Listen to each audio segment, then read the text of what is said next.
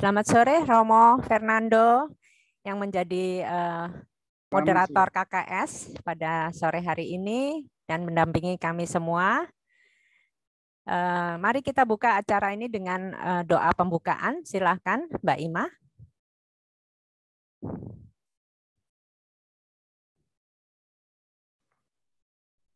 Selamat sore, Romo Fernando, Frater, Suster, Bapak Ibu sekalian terkasih dalam Kristus. Mari kita awali pertemuan sore ini dengan doa pembuka. Dalam nama Bapa dan Putra dan Roh Kudus. Amin. Selamat sore Allah Bapa yang bertahta dalam kerajaan surga. Terima kasih atas segala berkat penyertaan-Mu dalam kehidupan kami. Pada sore hari ini, kami tim KKS Paroki Bintaro ingin mengadakan sosialisasi BKSN 2021 dengan tema Yesus Sahabat Seperjalanan Kita. Biarlah kiranya Allah Roh Kudus sudi menuntun para narasumber dan kami semua yang mengikuti acara sore hari ini agar acara dapat berjalan dengan baik dan lancar. Doa ini kami sampaikan kepadamu ya Allah Bapa dengan perantaraan Tuhan kami Yesus Kristus. Amin. Dalam nama Bapa dan Putra dan Roh Kudus. Amin. Ya, Bapak Ibu nanti kalau ada pertanyaan silahkan ditulis di kolom chat untuk masalah teknisnya pertemuan lingkungan. Lalu kami serahkan untuk kata sambutan dari Romo moderator KKS Santo Matius Penginjil. Romo yang baru, sekalian memperkenalkan diri, Romo Fernando Abis, SX. Silahkan Romo, di-unmute dulu. Enak saja ini. Belum dengar apa-apa, harus bicara sendiri. Selamat jumpa. Saya tidak tahu bagaimana mau memperkenalkan diri, tapi yang jelas nama baptis saya Fernando, nama keluarga saya Apis, atau dari lebah dalam bahasa Latin. Saya kurang lebih berjalan jauh lama sebelum sampai ke Bintaro untuk tugas. Ada hitung-hitung hampir 50 tahun, masih kurang 2 bulan. Sejak saya berangkat dari Eropa untuk menuju tanah misi. Akhirnya sekarang bertemu kita di sini. Baik. Umur saya sedikit belum sampai 80, masih tinggal 2 tahun. Saya sudah menjalankan beberapa perutusan, mulai dari Kepulauan Mentawai, melalui Yogyakarta dan lain sebagainya, akhirnya toh sampai di sini. Teman seperjalanan saya sampai sekarang, selain ya penyerahan diri kepada Tuhan, ketaatan dan sebagainya, yang pokok adalah memang sabda Tuhan. Sabda Tuhan menemani saya baik dalam masa bimbingan, dalam penghayatan sehari-hari, dalam perayaan Ekaristi setiap hari, dan lebih-lebih waktu memberi kesempatan untuk membaca dan menekuni sabda Tuhan. Memang dari pengalaman saya, tidak ada teman yang lebih setia dari sabda Tuhan. Saya berganti-ganti kenalan, teman, dan perhatian, tahu-tahu yang perlu ditinggalkan banyak, tapi tidak pernah ditinggalkan oleh sabda Tuhan. Maka pada bulan kita suci ini, ya justru kita akan merasakan atau berusaha untuk merasakan Tuhan yang mendampingi kita. Jangan takut, akulah Dia, kata Yesus. Dan mungkin juga menguatkan diri dengan orang Samaria yang menolong orang yang dalam kemalangan, ataupun kita-kita ini yang kebetulan pada masa ini kemalangan karena ketakutan akan COVID dan sebagainya. Tetapi sabda Tuhan bukan sekedar angan-angan bahwa Tuhan menemani, tapi harus kita juga menjamak. Kita harus membaca, dan syukur-syukur ada kesempatan untuk bertemu bersama, membaca bersama, mungkin saling bertanya atau sharing perasaan atau pesan yang kita terima dalam hati akan sabda Tuhan. Selamat menikmati persahabatan itu. tidak akan dikecewakan, tapi juga kita sendiri jangan mengecewakannya. Selamat jalan. Terima kasih banyak Romo untuk sambutannya. Selamat bergabung di KKS Santo Matius. Setelah ini kita mau mulai dengan presentasi. Silakan Bu Ana untuk di share screen. Bu Clarissa, saya lihat ada Pak Wisnu, wakil dari DPH. Mungkin Pak Wisnu mau menyampaikan sesuatu dulu. Silakan Pak Wisnu. Pak Wisnu, selamat Ada yang mau disampaikan? Monggo. Ya, singkat saja. Terima kasih Bu Ana, juga Bu Clarissa, dan juga Romo Abis, Romo Fernando, dan juga para fasilitator paroki yang ya saya rasa wajahnya semangat. Ada yang baru saja sembuh, Pak Jawoto, selamat ya Pak ya, sehat kembali. Saya rasa kita harus bersyukur untuk tahun ini kita masih, terima kasih. Ya, tahun ini masih kita bisa bertemu lagi dengan bulan Kitab Suci Nasional kita, khususnya masih mungkin temanya masih sekitar bahwa Tuhan menyertai kita di masa pandemi ini. Ini suatu hiburan atau suatu kekuatan yang luar biasa untuk kita ya, menjalani kehidupan ini, saat-saat yang sulit ini kita masih ditemani dengan sabda Tuhan ya. Saya hanya ingin teman-teman fasilitator bisa membawakan sabda Tuhan ini dengan penuh kegembiraan. Saya rasa dengan itu, dengan penuh kerendahan hati juga, sabda Tuhan bisa sampai kepada seluruh umat di paroki ini, ya, melalui lingkungan, melalui pertemuan lingkungan, sehingga semuanya akan selalu merasakan kegembiraan, suatu kesukacitaan karena Tuhan menyertai kita semua dengan sabdanya dalam suasana yang mungkin kurang baik ini. Itu saja Bu Ana, terima kasih. Saya lihat sudah pada mau cepat-cepat untuk mau melihat materinya yang benar-benar mengena untuk kehidupan kita saat ini ya. Monggo Bu Clarissa dan Bu Ana ya. Selamat. Terima kasih Pak Wisnu untuk sambutannya. Kita akan masuki bulan Kitab Suci Nasional. Oleh sebab itu kita akan menyampaikan kepada para fasilitator untuk materinya. Silakan Bu Ana.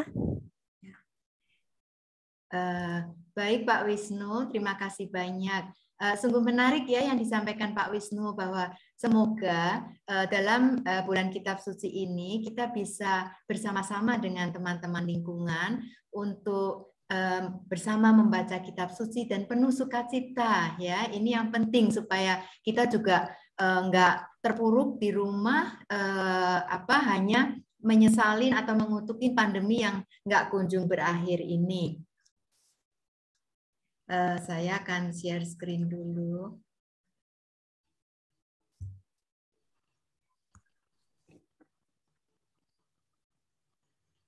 Nah, seperti yang tadi dikatakan oleh Pak Wisnu, tema besar kita adalah, sudah disinggung oleh Pak Wisnu, Yesus sahabat seperjalanan kita. Jadi selama bulan Kitab Suci ini, semoga kita bersama-sama makin atau diteguhkan iman kita bahwa Yesus tidak pernah meninggalkan kita, karena Yesus adalah sahabat seperjalanan kita. Dan ayat emas yang harus kita pegang, tenanglah, aku ini, jangan takut. Ya, ini disampaikan oleh Yesus sendiri. Para pastor yang menyiapkan bahan bulan Kitab Suci ini memang memilih tema besarnya Yesus, ya. Kenapa Yesus? Ya, Yesus Tuhan kita. Dan untuk itu kita harus juga mengenal Yesus lebih dalam ini. Semoga selama bulan Kitab Suci kita betul mengenal Yesus, dan juga kita bisa seperti Yesus, ya, kita bisa meniru, kita bisa meneladan, kita bisa melaksanakan perintah dan nasihat-nasihat Yesus. Karena karakter atau karena tokoh yang akan kita gumulin selama bulan Kitab Suci ini adalah Yesus, jadi tentu yang akan kita bahas adalah perikop yang ada dalam Perjanjian Baru, ya. Lalu masih sambung lagi sahabat. Nah, kalau kita bersahabat dengan sahabat kita ini kan pasti kadang kita curhat, ya, kita perlu curhat dengan sahabat kita. Tapi kadang di lain waktu kita juga perlu mendengarkan keluh kesah sahabat kita atau permohonan sahabat kita, sehingga terjadi interaksi, ya, ada keakraban, ada relasi, ada dialog antara sahabat tentunya. Lalu seperjalanan, kita juga tahu kalau seorang sahabat itu kan selalu bersama kita dalam suka dan duka. Maka cocok sekali tema ini bahwa Yesus adalah sahabat seperjalanan kita, khususnya di masa pandemi ini, di mana hampir pasti tak ada satu orang pun yang tidak terdampak oleh pandemi COVID-19 ini. Nah, dari tema besar ini nanti kita akan lihat berikutnya subtema dalam setiap pertemuan. Pertemuan yang pertama, Yesus sahabat bagi mereka yang putus asa. Ya, ini diambil dari perikop Matius bab 14 ayat 22 sampai 33. Nanti kalau kita lihat itu ada perikop tentang Yesus yang berjalan di atas air. Ya, di sini juga ditunjukkan bagaimana bahwa waktu para murid itu berada di dalam perahu, ada angin sakal dan itu malam hari, gelap, laut bergelombang, tentunya mengerikan, ya. Tapi sebelum para murid itu mengundang Yesus, Yesus sudah datang untuk mereka. Jadi kita juga diingatkan, kita diteguhkan bahwa Yesus tidak pernah meninggalkan kita. Bahkan sebelum kita bersuara minta tolong, Yesus sudah tahu, Yesus datang untuk mengunjungi kita. Nah, nanti tergantung bagaimana kita mau menerima rahmat yang ditawarkan oleh Yesus. Begitu dari pertemuan pertama, ya. Pertemuan kedua, Yesus sahabat bagi mereka yang kehilangan. Dari Injil Yohanes bab 11 ayat 1 sampai 44 ini memang panjang sekali perikopnya, tapi sebetulnya ceritanya sudah sering kita dengar, cukup familiar buat kita semua, yaitu kisah Lazarus yang dibangkitkan oleh Yesus. Ya, yang utama di sini, yang menjadi penekanan di sini adalah bagaimana keluarga yang sedang kehilangan saudaranya Lazarus ini Yesus sungguh bisa merasakan bagaimana kedukaan mereka. Yesus juga berduka bersama mereka. Yesus ikut menangis, ya, sehingga orang-orang yang melihat kehadiran Yesus di situ mengatakan, lihat bagaimana begitu kasihnya dia kepada Lazarus, ya.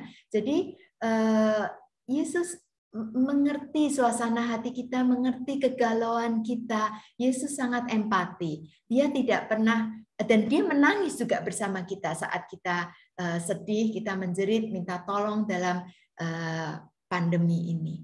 Kemudian pertemuan yang ketiga, subtemanya Yesus sahabat bagi mereka yang menderita.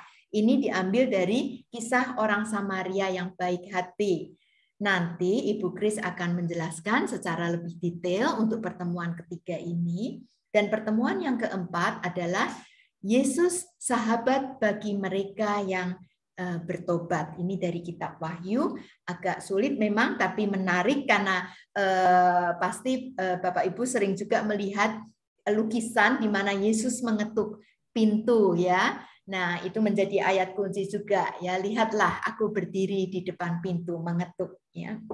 Ini tentang surat Yohanes kepada jemaat di Laodikia. Nah, pada sore hari ini tim KKS akan menyajikan subtema untuk pertemuan ketiga dan pertemuan keempat.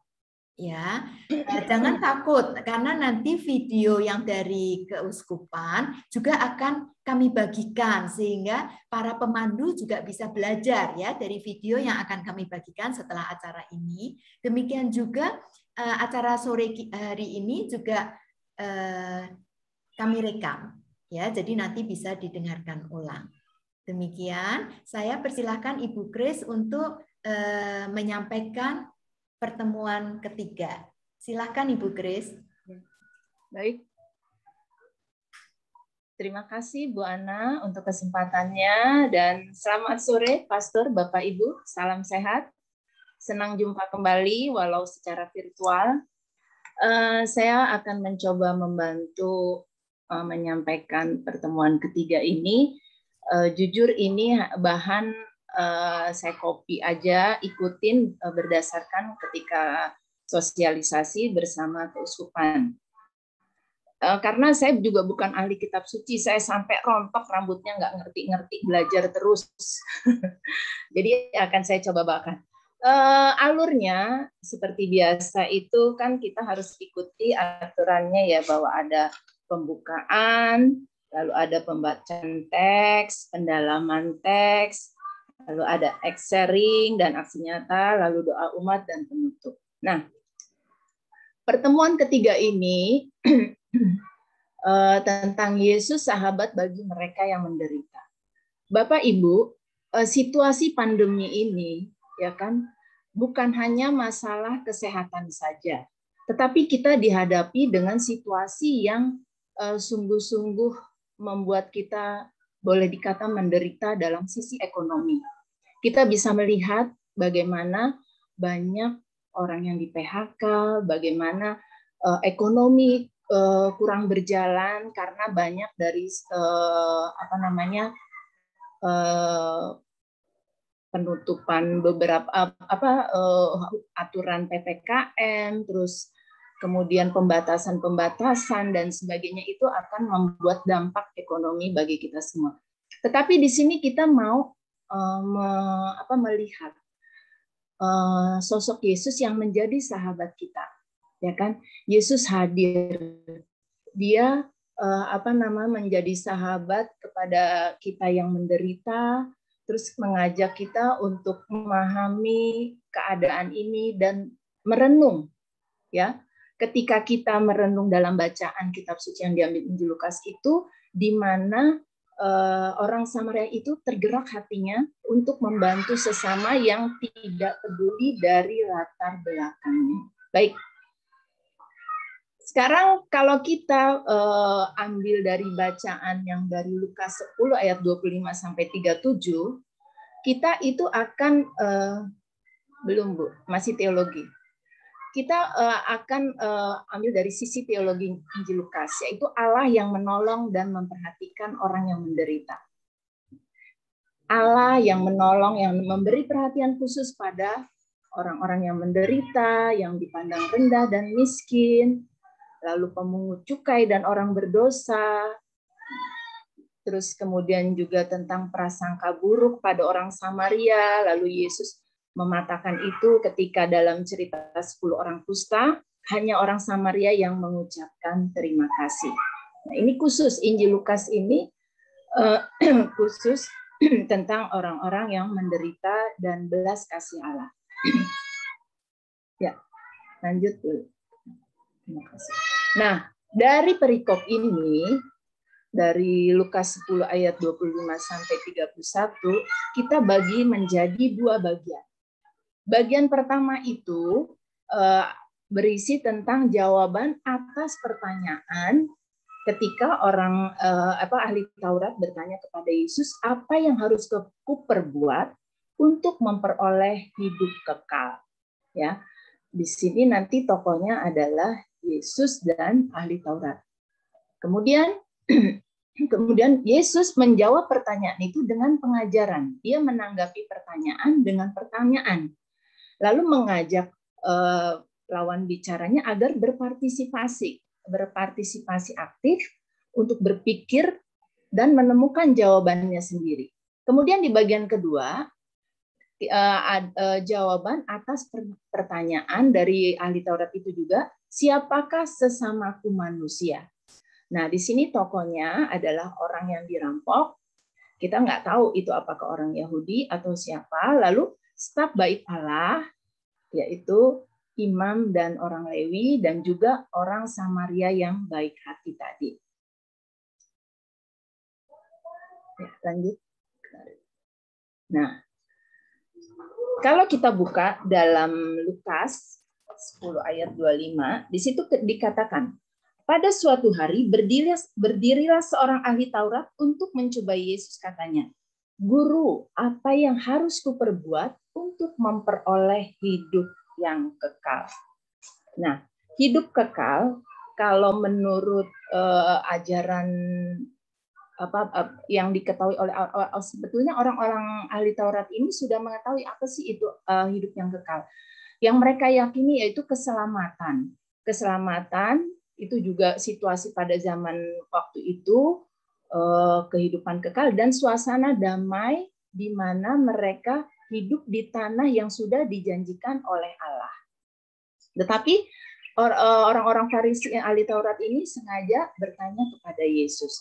Kemudian, lanjut, Yesus menjawab dengan menanyakan lagi kepada ahli Taurat itu, apa yang tertulis dalam hukum Taurat? Apa yang kau baca di sana?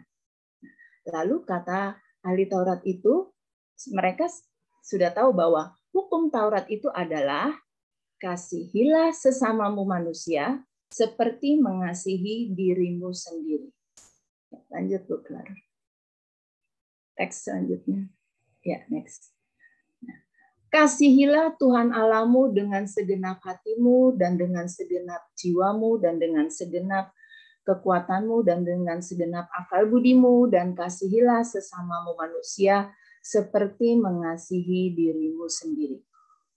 Yesus juga menegaskan, seperti yang tadi, orang yang akan memperoleh hidup kekal itu melaksanakan perintah yang tertulis dalam hukum Taurat tadi. Nah, kemudian dari ayat itu kembali si ahli Taurat itu bertanya, lalu siapa sesamaku? Nah, sesama kalau kita lihat dalam Perjanjian Lama, sebetulnya ahli Taurat ini karena sudah tahu ya, tetapi mencobai, situ sudah dikatakan sesama itu adalah orang Israel yang diperlakukan baik, benar, dan manusiawi. Dikatakan juga dalam Imamat 19 ayat 34, orang asing yang tinggal padamu harus sama bagimu seperti orang Israel. Kasihilah seperti dirimu sendiri. Di dalam Bilangan juga dikatakan, orang Israel itu setara dengan orang asing di hadapan hukum Taurat. Di dalam Keluaran juga ditegaskan, orang asing jangan kau tekan, sebab kamu pun orang asing di tanah Mesir. Mengasihi orang asing adalah kewajiban dan ungkapan kasih. Nah, di sini penekanannya bahwa orang asing itu harus dihargai seperti mereka sendiri, ya. Tidak memandang. Tetapi ahli Taurat ini masih bertanya lagi. Kemudian Yesus menyampaikan ceritanya, jawabannya dalam bentuk perumpamaan. Karena kalau perumpamaan itu lebih mudah dalam kehidupan sehari-hari sehingga bisa dimengerti. Nah, diceritakan di situ di ayat selanjutnya dikatakan ada seorang yang turun dari Yerusalem ke Yeriko. Nah, ini dikatakan turun. Mau mengatakan bahwa Yerusalem itu adalah tempat yang lebih tinggi. Tidak diketahui apakah ini orang Yahudi atau siapa. Ya, dikatakan kalau kita melihat Yerusalem itu 750 meter di atas permukaan laut dan Yeriko berada di bawah 250 meter sehingga jalanannya menurun. Nah, dalam situasi keadaan seperti itu, tempatnya yang sepi itu membuat para perampok itu lebih leluasa. Tidak ada orang yang lewat. Jadi kalau ada pedagang, saya kira ini adalah seorang pedagang ya. Jadi dia turun mau ke kota Yeriko untuk mungkin berdagang. Lalu kalau dalam situasi seperti ini akan memudahkan bagi para perampok untuk menghabisi korban. Nah, kemudian orang itu yang tadi turun dari Yeriko dirampok. Dia dipukuli sampai habis-habisan. Bahkan bajunya pun diambil, lalu dia ditinggalkan sampai setengah mati. Nah, kalau keadaannya seperti itu, kalau dilihat dengan keadaannya seperti itu, jika tidak ada pertolongan, pasti orang ini akan menemui ajal. Nah, tetapi pasti jarang orang lewat di situ. Tetapi kemudian datang seorang imam. Imam ini baru turun dari Yerusalem melalui jalan itu. Kita tahu Yerusalem itu kan ada Bait Allah. Di sini pasti sebetulnya imam ini sudah menjalankan tugasnya ya.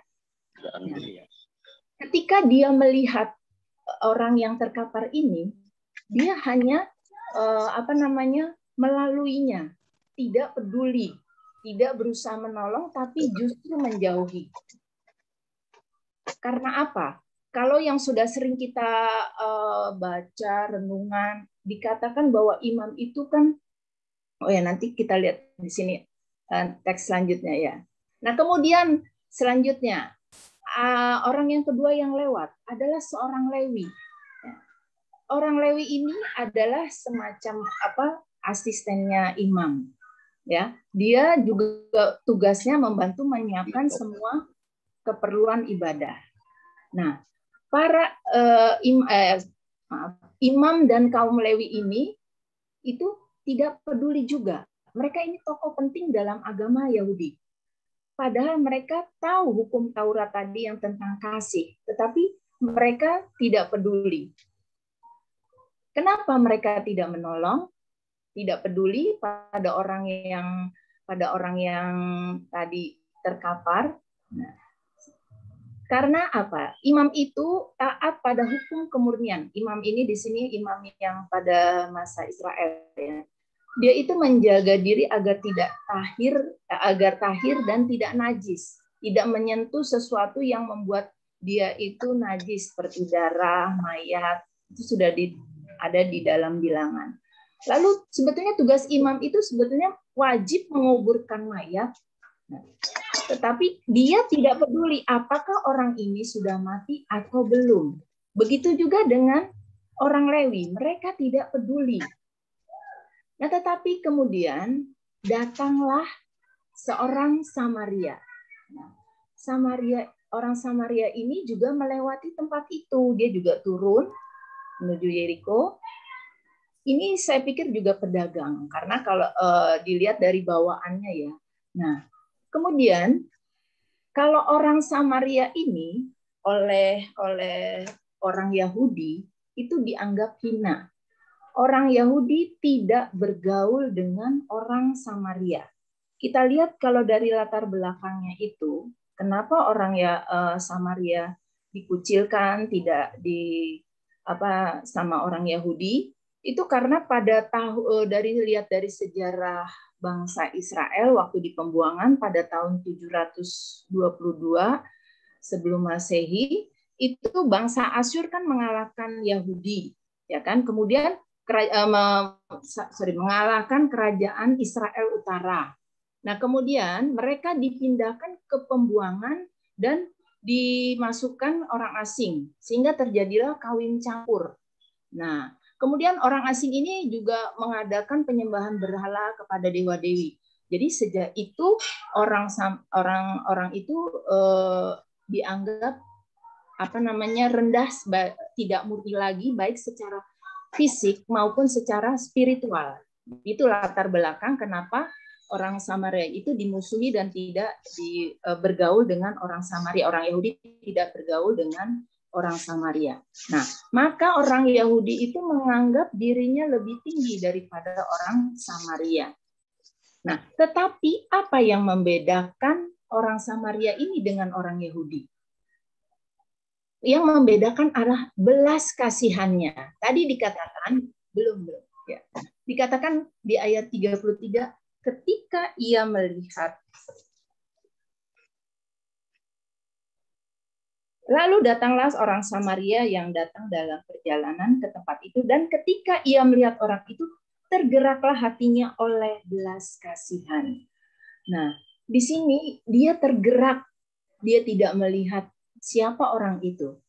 Padahal kalau dia menolong, dia ada resiko untuk dirampok juga. Kita tahu tadi keadaan jalan itu sepi, dan kalau kita lihat dari bawaan barangnya, dia mungkin juga seorang pedagang, ya kan? Dia malah kemudian membalut lukanya dengan menuangkan anggur yang pada zaman itu mahal ya, tetapi bisa untuk mengobati luka. Nah, ini menunjukkan totalitasnya untuk menolong pada orang yang tidak dia kenal. Bahkan sampai dia membawanya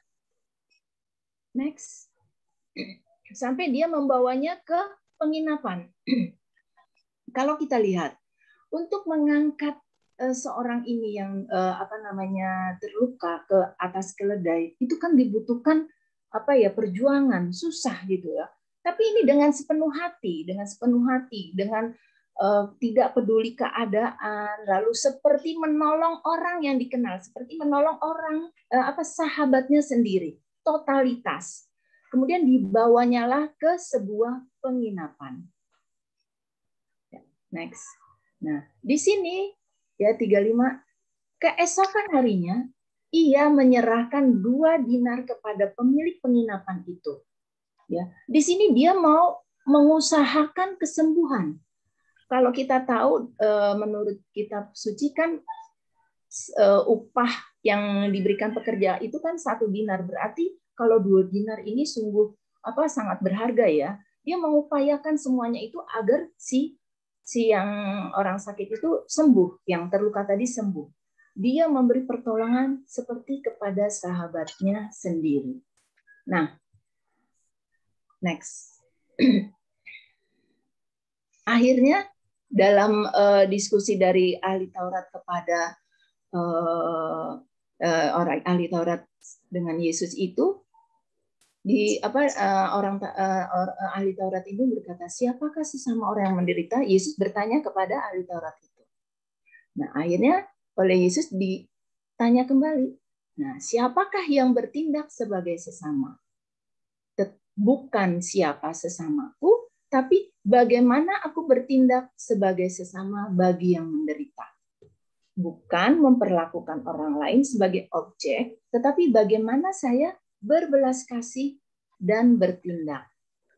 Nah, di sini Yesus mau menekankan bahwa kita jangan memperlakukan orang lain itu sebagai objek, tetapi kita yang harus bertindak. Kita yang pada situasi saat ini yang mungkin adalah yang menderita, tetapi kita mau peduli kepada sesama kita yang juga menderita. Ditunjukkan oleh sikap orang Samaria tadi yang total. Ya, nanti mungkin Bapak Ibu bisa sharing tapi bukan di sini maksudnya dalam lingkungan, sharing banyak di situasi saat ini. Kita pun juga mengalami situasi yang menderita, tetapi kita diajak untuk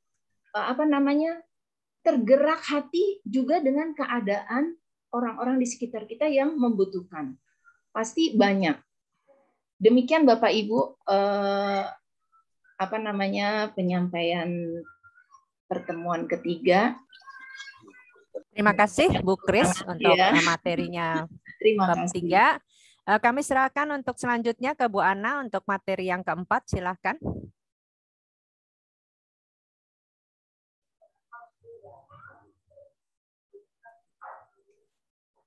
Baik Bu Clarissa, terima kasih. Terima kasih Bu Kris.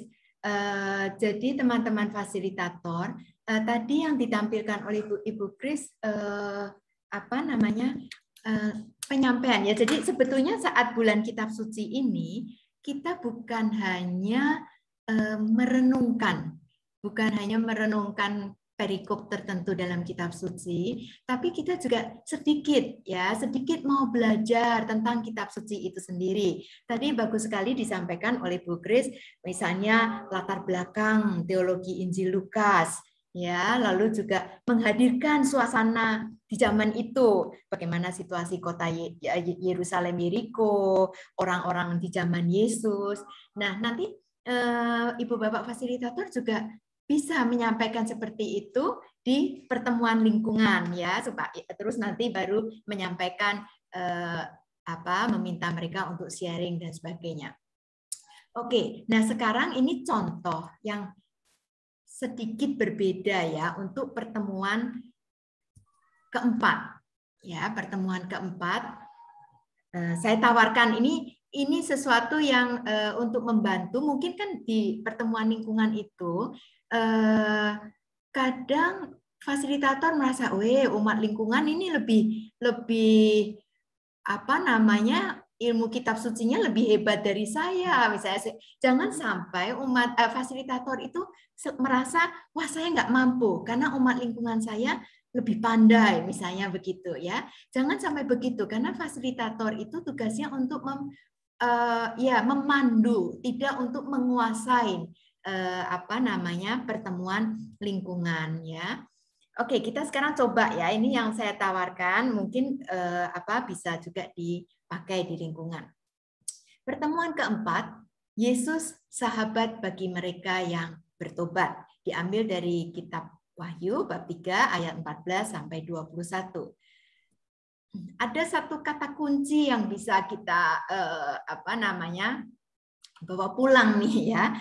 Lihat, aku berdiri di muka pintu dan mengetok.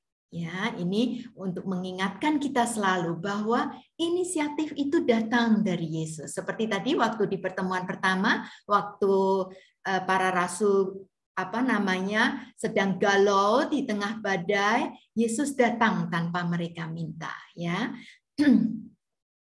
Oke. Berikutnya lagi. Nah, alur pertemuan lingkungan itu kira-kira seperti ini. Pembukaan, lalu pembacaan teks kitab suci, ya, setelah dibaca bersama, nanti kita masuk ke dalam pendalaman, ya, pendalaman teks kitab suci, lalu sharing dan aksi nyata. Ini penting sekali.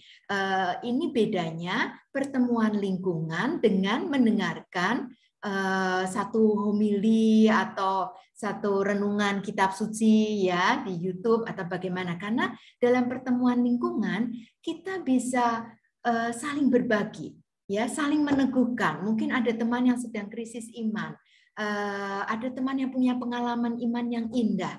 Nah, disitulah indahnya pertemuan lingkungan. Ya, yang tadi Pak Wisnu katakan ada sukacita di situ karena kita bisa saling melengkapi, saling membantu. Nanti kemudian diakhiri dengan doa umat, bagaimana rencana-rencana kita mohon bantuan Tuhan ya dalam doa, kita satukan dalam doa umat dan kemudian penutup. Nah, kira-kira begitu alurnya ya. Sekarang kita lihat yang pertama. Lagu pembuka, tanda salib. Nah, nanti pengantar fasilitator bisa mengantar, seperti untuk pertemuan keempat ini, kita bisa katakan bahwa pertemuan keempat, pertemuan terakhir ini, kita diajak untuk mendalami, merenungkan, dan mencari pesan dari perikop dalam kitab Wahyu. Ya, kitab Wahyu ini untuk bab 3 ayat 14-22 ini adalah surat Yohanes yang ditujukan kepada jemaat di Laodikia. Sebetulnya Yohanes menulis 7 surat, salah satunya adalah ini. Ya, ada untuk umat di Efesus, di Smyrna, dan masih banyak lagi. Total ada 7. Dan itu kalau sekarang ini lokasinya ada di daerah Turki. Ya.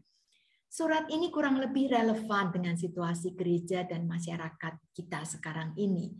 Karena pandemi, sebagian umat Katolik bisa jadi mulai kehilangan semangat untuk menjadi murid dan saksi Kristus. Demikian pula dengan jemaat Laodikia dalam kitab Wahyu itu. Mereka tergoda untuk menjalani kehidupan sebagai murid Kristus secara suam-suam kuku. Nah, melalui surat ini kita diminta seperti umat Laodikia untuk menjalani hidup sebagai pengikat Kristus dengan penuh semangat dan terus-menerus mengusahakan pertobatan, ya, karena situasinya mirip nih kita dengan jemaat di Laodikia saat itu. Lalu bisa dilanjutkan dengan doa pembukaan, fasilitator atau pemandu bisa meminta salah satu umat untuk membacakan doa pembukaan. Ya, kemudian pembacaan. Nah, karena kitab Wahyu ini agak susah, kalau tadi kan cerita tentang orang Samaria yang baik hati sering kita dengar, maka baik juga kalau sekarang ini kita bersama-sama membaca dari kitab Wahyu bab 3 ayat 14 sampai 22. Teman saya Pak Albert dan Bu Santi akan membantu untuk membacakannya. Silakan. Bacaan diambil dari kitab Wahyu bab 3 ayat 14 sampai dengan 22.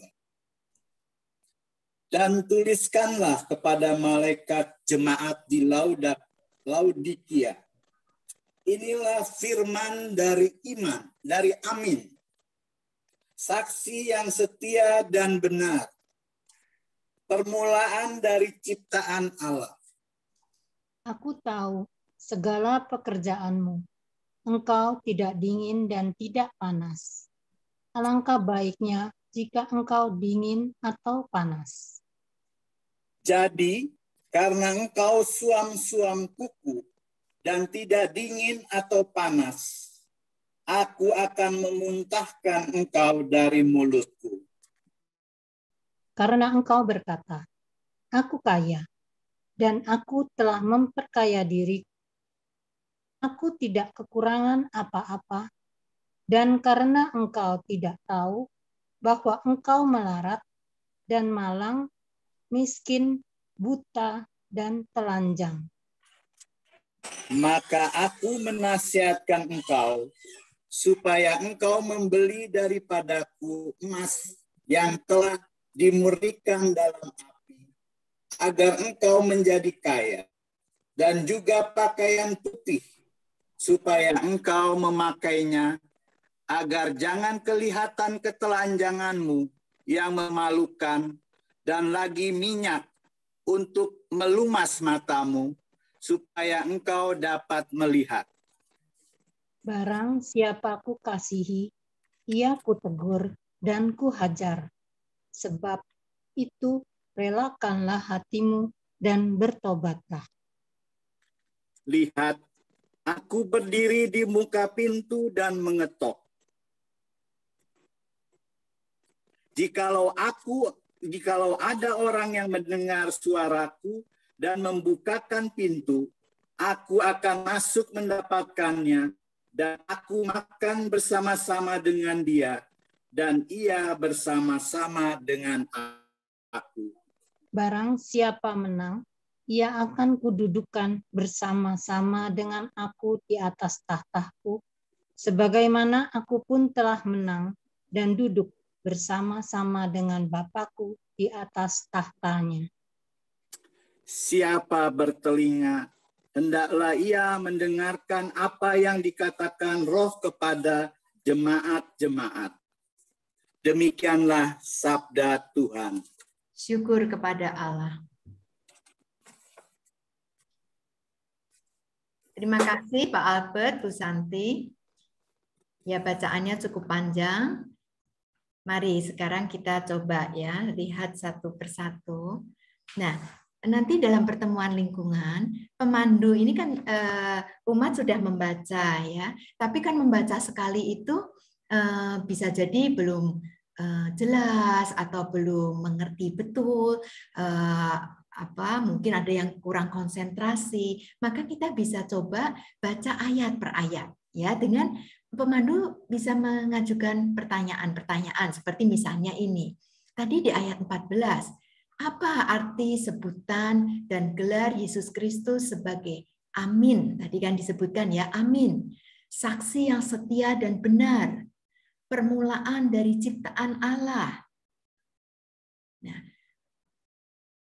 kita menunggu umat, mungkin ada yang menjawab ya. Tapi juga jangan takut dengan keheningan. Kalau umat masih diam-diam, nggak apa-apa, tunggu sebentar ya. Mungkin kita bisa amin. Kita sering kalau doa diakhiri dengan kata amin, misalnya gitu. Jadi untuk membangun suasana bahwa pertemuan atau pertemuan kitab suci atau pendalaman iman ini adalah milik umat bersama. Kita bersama-sama belajar ya. Nanti dari jawaban-jawaban itu pemandu bisa merangkum atau menambahkan, tapi tentunya pemandu harus belajar dulu ya. Dan sebetulnya semuanya ada. Ini yang saya tulis juga ada di buku kita, di buku e-book ya. Nanti bukunya juga akan dibagi kepada fasilitator. Misalnya kita bisa katakan, amin itu dalam bahasa Ibrani punya banyak arti. Kuat, stabil, setia, benar, pantas dipercaya. Ya. Dalam kitab Yesaya 65 ayat 16 tertulis Allah yang setia atau disebut juga Allah yang amin. Ya, karena amin artinya setia.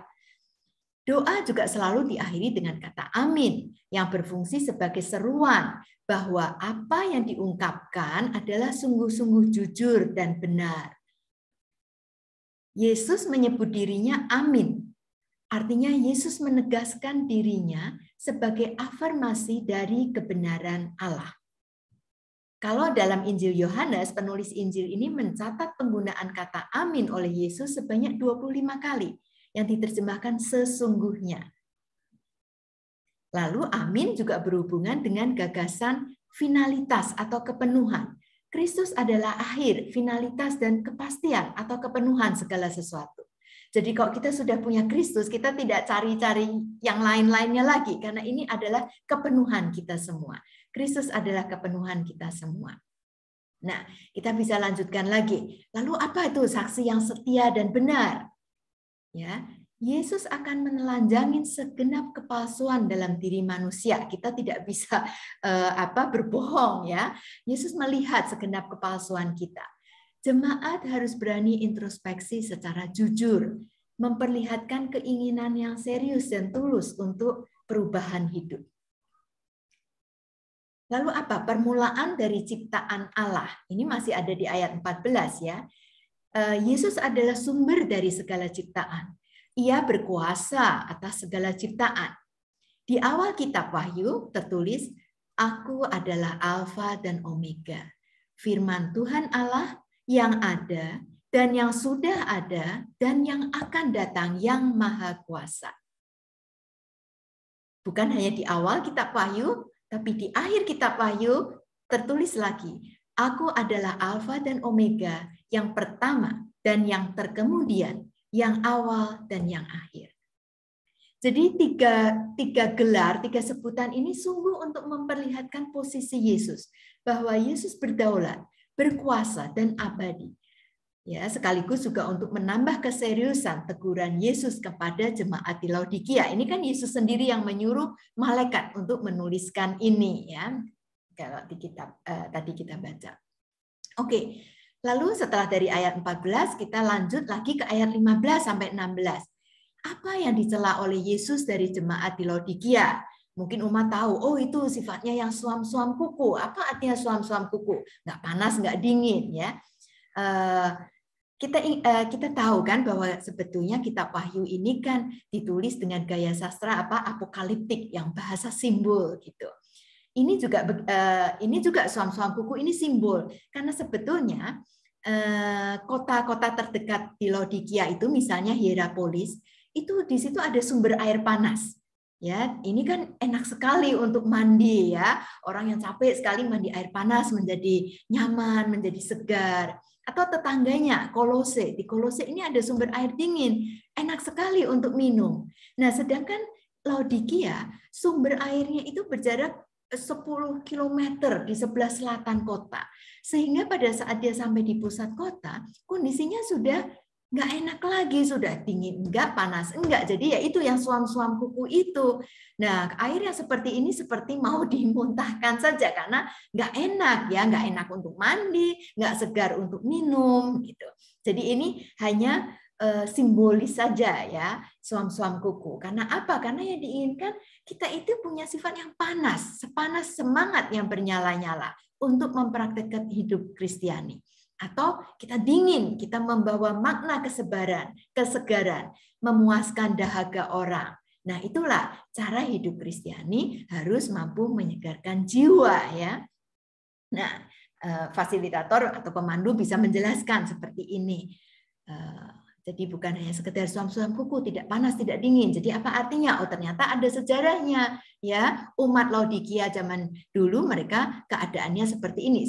Meskipun sebetulnya Laodikia itu kalau kita baca sejarahnya, dia adalah daerah yang kaya seperti Jakarta sekarang, termasuk metropolitan di daerah Laodikia itu, ya. Kaya dia. Nah, jadi dua kualitas itu panas atau dingin ini tidak dimiliki oleh jemaat Laodikia. Mereka tidak hidup secara total dan disiplin sebagai pengikut Kristus. Nah, mungkin kita tanya, kenapa mereka, apa yang membuat jemaat Laodikia bermentalitas suam-suam kuku itu tadi? Kita perlu tahu dulu mentalitas suam-suam kuku itu apa ya tadi ya, nggak panas, nggak dingin, nggak semangat, nggak menyegarkan. Mereka masa bodoh, apatis. Ya, merasa nggak butuh Allah, mampu mencukupi diri sendiri. Mereka meninggalkan Allah, ya. Karena apa? Karena mereka merasa dengan harta dan kekayaan hidupnya itu pasti terjamin. Ya, mereka menggantungkan dirinya pada sesuatu yang fana. Ya, sedangkan Kristus melihat bahwa secara rohani sungguh kasihan mereka ini melarat, malang, miskin, buta, telanjang bahkan, ya. Ya, sayangnya pada saat itu yaitu jemaat Laodikia mereka bergelimang harta, ya, modern mereka, sayangnya mereka terfokus pada materi, pada harta kekayaan itu. Mereka melupakan kehidupan rohaninya. Nah, itu situasi jemaat Laodikia. Lalu di ayat 18 sampai 19 Yesus menasihatkan apa? Apa nasihat Yesus bagi jemaat di Laodikia? Nanti umat bisa baca ya, di situ dikatakan bahwa Yesus mengatakan membeli, ya, membeli dari Tuhan emas yang telah dimurnikan dalam api. Ya, membeli dari Tuhan itu jelas tidak mungkin ya, tidak ada perbuatan baik atau segala upaya kita untuk mendapatkan kasih Tuhan. Kita sudah dikasihi Tuhan sebelum kita mampu ya, karena ini rahmat yang gratis. Ya, jadi ini ada rahmat, kita akan mendapatkan secara gratis. Sedangkan emas itu simbol dari warisan surgawi yang hanya bisa dimiliki kalau kita mempunyai iman akan Kristus. Jadi sekali lagi membeli dari Tuhan emas yang telah dimurnikan dalam api ini tidak mungkin kalau kita tidak beriman kepada Kristus.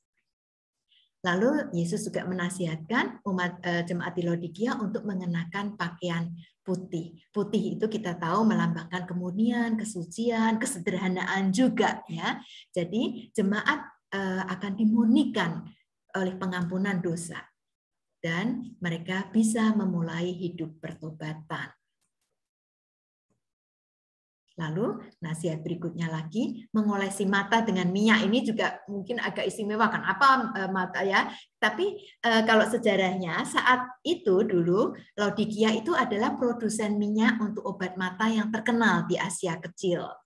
Ya, jadi pelumasan minyak di mata bisa dilihat sebagai proses penyembuhan spiritual dan pencerahan rohani yang disediakan Kristus dalam dunia yang dipenuhi kegelapan dan ketidakpedulian.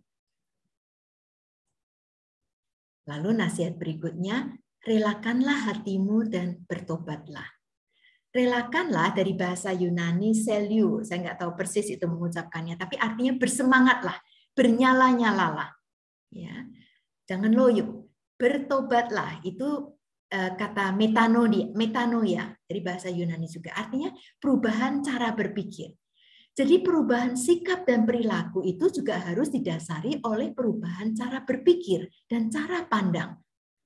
Ya, kalau cara pandang dan cara berpikir berubah, pasti perilaku juga akan berubah. Misalnya apa?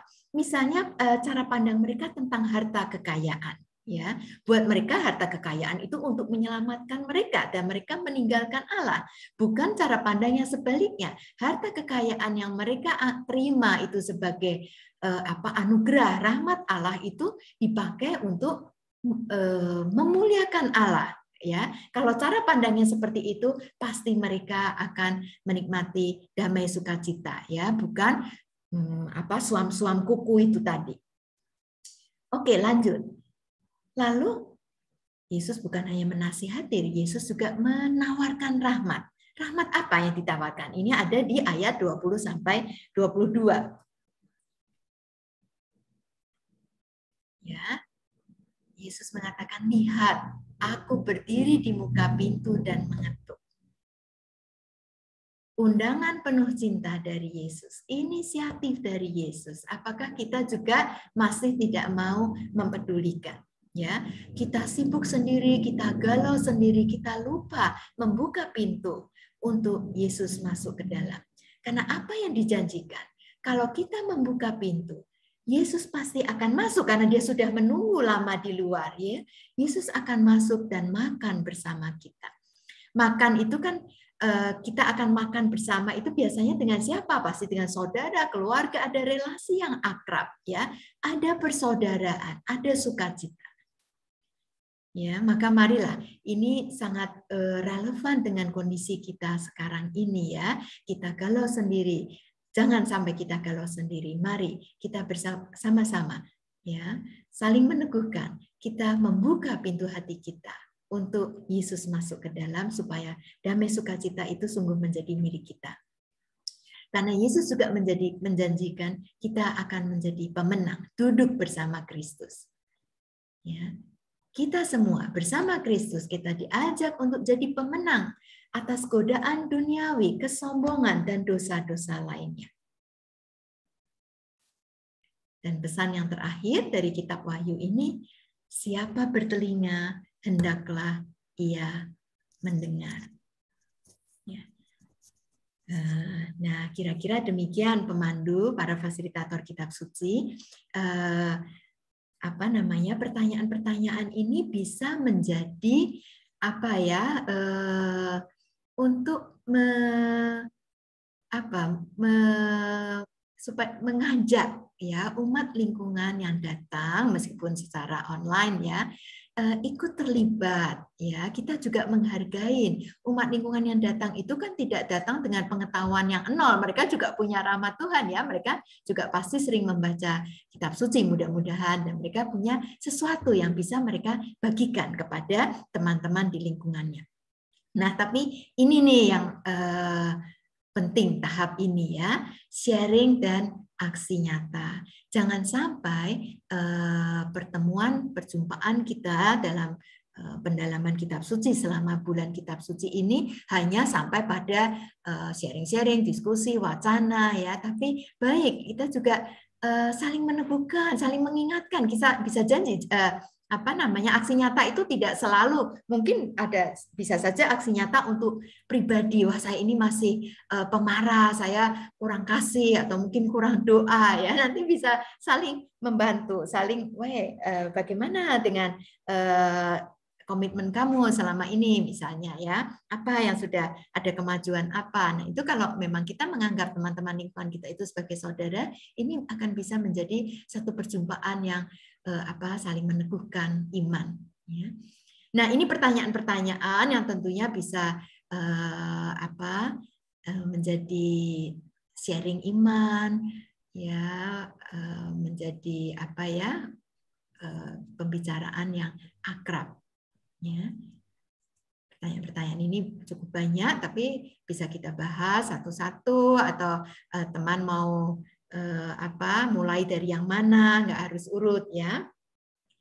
Ya, pertanyaannya sih bisa kita baca, apakah problem yang dihadapi oleh jemaat Laodikia juga aku alami sekarang ini. Nah, kenapa ditulis di sini kata aku, ya, supaya sharing ini adalah milikku, jadi juga jangan didebat, ya.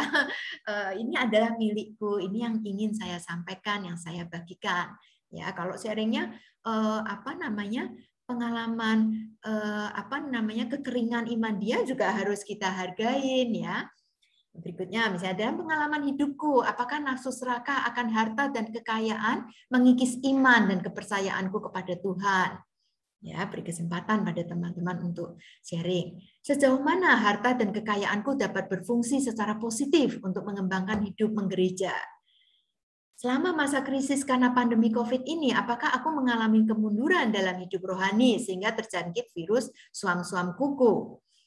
Apakah aksi nyata yang akan aku lakukan selama 1 minggu ke depan agar virus suam-suam kuku tidak menyebar dan melumpuhkan hidup rohaniku? Nah, ini betul nih, sungguh bisa menjadi aksi nyata ya, menjadi komitmen pribadi atau komitmen bersama.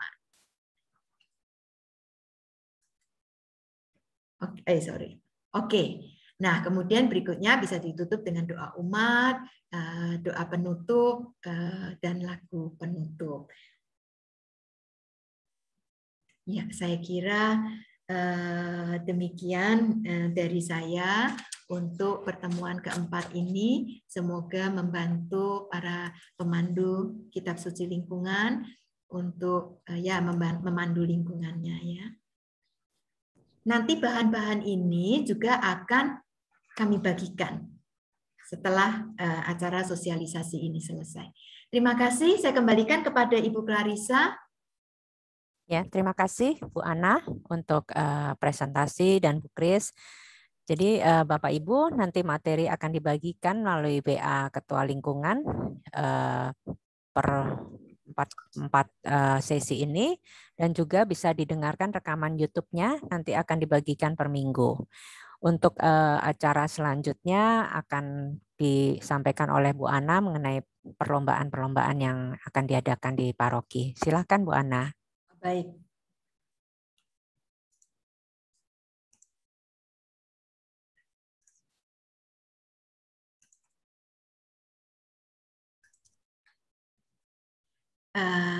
Baik, Bapak Ibu Ketua Lingkungan dan juga fasilitator lingkungan, kita ini dalam bulan Kitab Suci, yang pertama-tama tentunya terima kasih ya untuk para peserta atau lingkungan-lingkungan yang sudah mengirimkan video lomba tutur kitab suci. Ya, saya sebetulnya masih kurang ini dengan peserta remaja kan, remaja yang sampai 18 tahun masih ada deh. Tapi yang di atas 20 tahun, antara 20 tahun dan 30 tahun kemana ya? Kok nggak ada satu pun yang mengirim videonya. Mungkin saya bisa dibantu nih oleh para Ibu Bapak Ketua Lingkungan. Ini mungkin kalau 20-30 tahun apa OMK, KKMK ya. Karena sebetulnya ini juga untuk menumbuhkan kecintaan kita pada sabda. Ya. Saya masih butuh bantuan, semoga teman-teman bisa membantu. Lalu lomba yang berikutnya ya. Lomba yang kedua ini adalah lomba video fasilitator kitab suci. Ya, nanti saya akan share juga ini. Jadi ini untuk seluruh fasilitator kitab suci, pemandu kitab suci di paroki kita ya. Nanti video berdurasi antara 15 sampai 20 menit berisi renungan kitab suci ya, bukan acara pertemuan lingkungan kita, bukan, tapi fasilitator membuat satu renungan kitab suci yang bahannya diambil dari salah satu perikop bulan kitab suci ini. Kan tadi ada 4 subtema ya, pilihlah salah satu. Lalu nanti kirim link video ke emailnya Komsos Matius, matiusbintaro@gmail.com.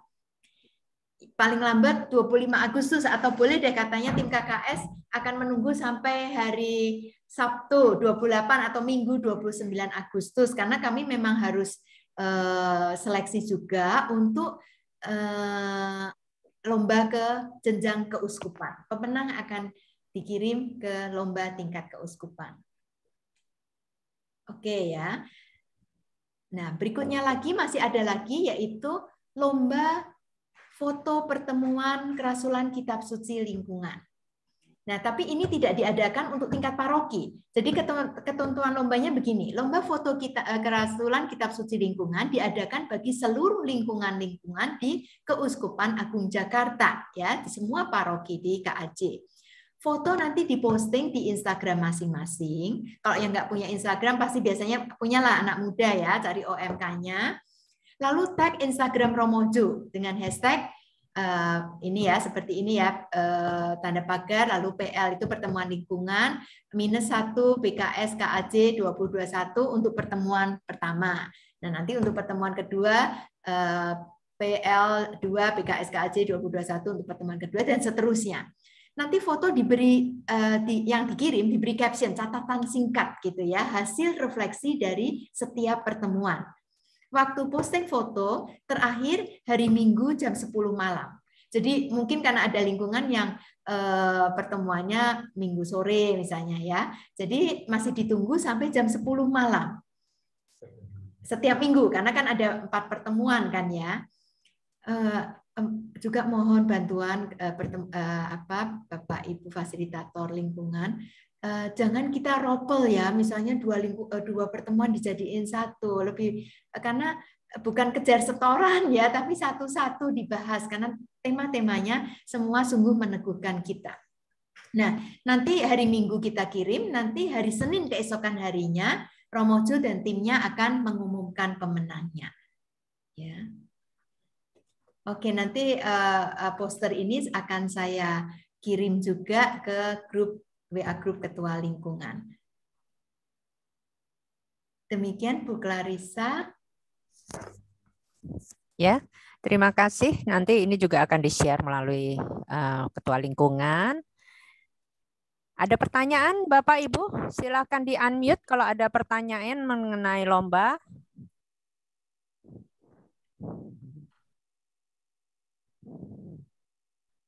Bisa raise hand pakai emoticon. Atau di chat, melalui chat. Mungkin Bu Maria sudah menyimpan chat pertanyaan, ada nggak Bu Maria? Kalau ada boleh, kalau ada. Pertanyaannya tadi sudah dijawab sama Bu Clarissa, Bu, mengenai apakah bahan akan dikirimkan ke lingkungan. Oh iya. Kemudian acara ini apakah ada link YouTube-nya? Oke. Ada 2 pertanyaan itu. Sudah terjawab ya Bu ya? Ya. Ya, Pak Mul, silakan ya. Pak Mul. Ya, terima kasih Bu. Ini kan kebanyakan pertemuan kan pasti via Zoom ya. Sementara yang hadir pada saat Zoom itu setiap lingkungan itu paling 1/3 daripada biasanya. Ada nggak cara yang bagus untuk yang tidak bisa melakukan Zoom? Karena keterbatasan macam-macam lah. Mungkin ada pertanyaan atau ada bacaan yang bisa dibacakan, mungkin hanya singkat saja supaya mereka juga ada komunikasi.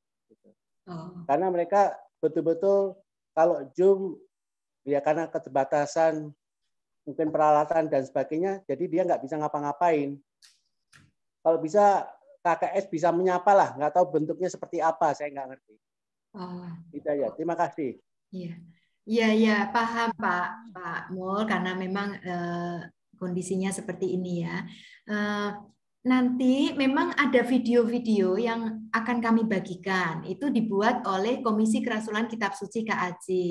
Nah, kalau terpaksa sekali, bisa juga keluarga ya.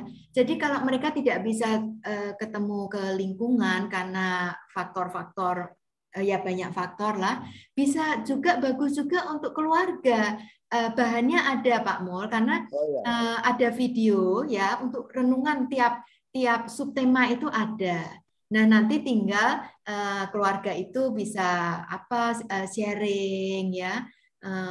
Indah sekali kalau itu bisa dilakukan loh ya untuk orang suami istri dan anak-anak. Ini menjadi perjumpaan yang mungkin menjadi rahmat selama pandemi ini. Jadi kita jangan hanya melihat susahnya, tapi bagaimana justru pandemi ini mempersatukan keluarga. Dan khususnya Sabda ya Pak Mulya, karena kan kita untuk Ekaristi aja juga nggak bisa kan, nggak bisa sekarang ini malah nggak bisa sama sekali kan terima komuni. Nah sebagai gantinya juga Sabda yang ini kan meneguhkan kita ya supaya kita tetap berrelasi dengan Allah lewat sabdanya. Seperti tadi yang saya bilang bahwa sahabat itu kan bukan hanya curhat, kita nggak cuma curhat terus Tuhan kapan berakhir, Tuhan bagaimana ini, saya udah bosen di rumah misalnya, tapi kita juga mendengarkan apa Tuhan mau punya tugas apa terhadap saya, Tuhan mau meneguhkan apa untuk saya misalnya.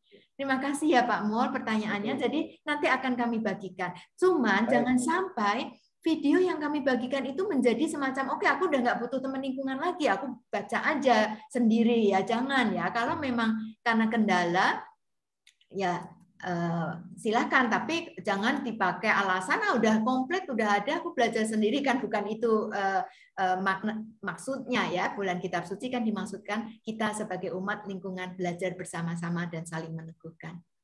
Terima kasih. Ada lagi pertanyaan, Bapak Ibu?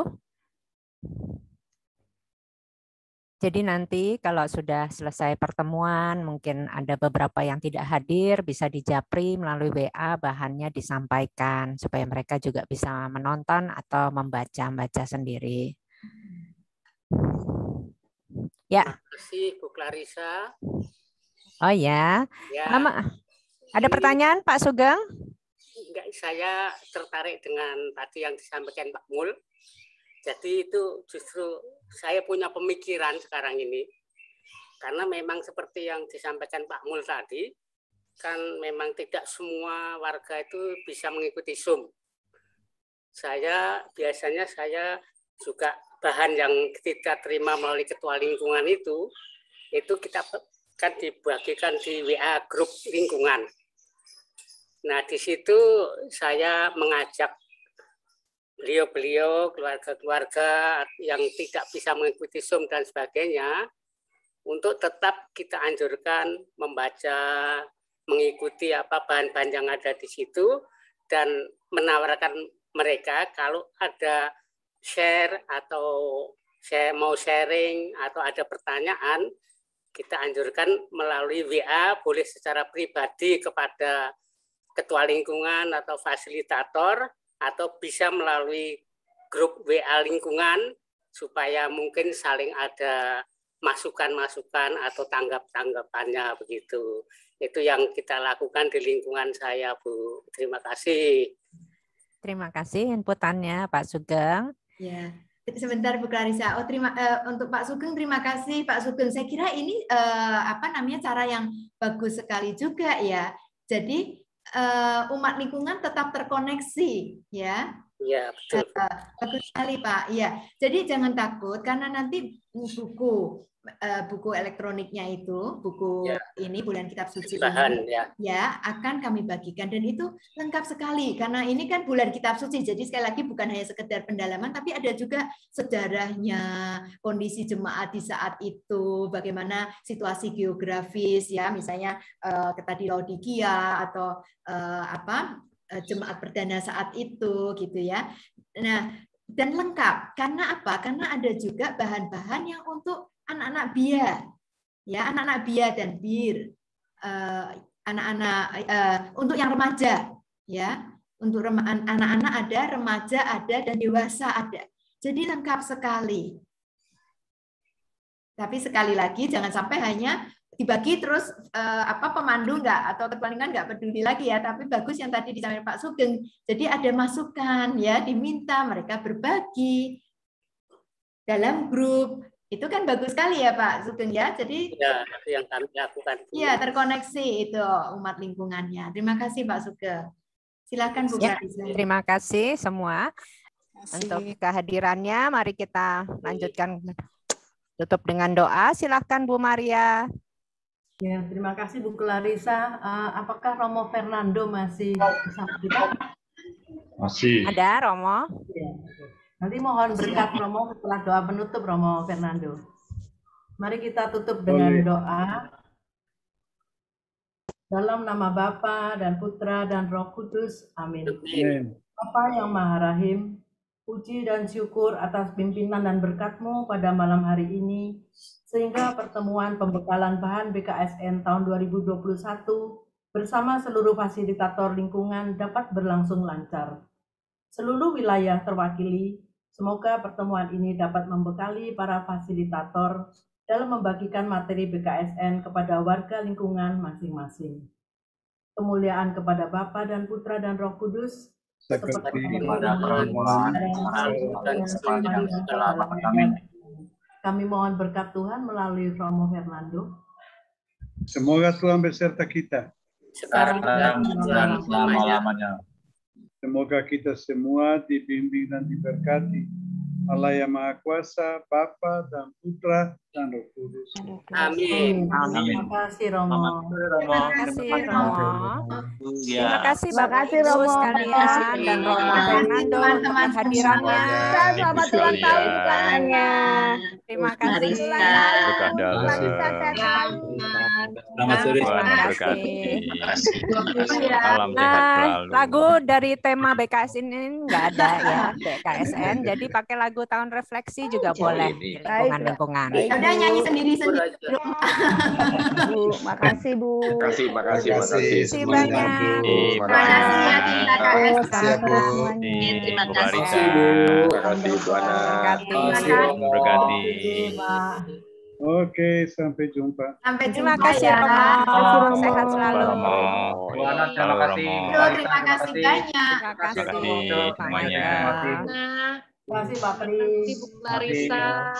Terima kasih ya Pak Bapak Wisnu. Ibu. Terima kasih. Terima kasih semuanya. Terima kasih semuanya Bapak Ibu. Mari. In live ya. Ya. Ya. Ya.